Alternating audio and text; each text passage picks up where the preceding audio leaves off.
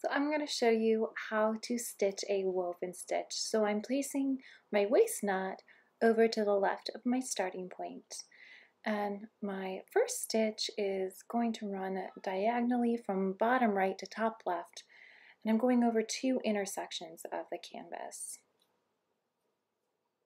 Then I'm going to come up two canvas thread or two holes below where I just went down. And I'm just going to repeat that in a row, working from right to left.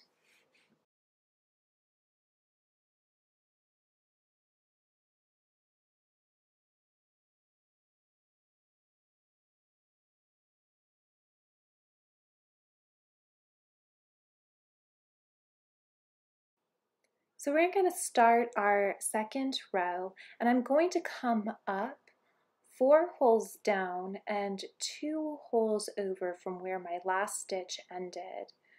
And we're going to angle this stitch the opposite direction, again going over 2 intersections of the canvas and tucking that stitch underneath our first row of stitches.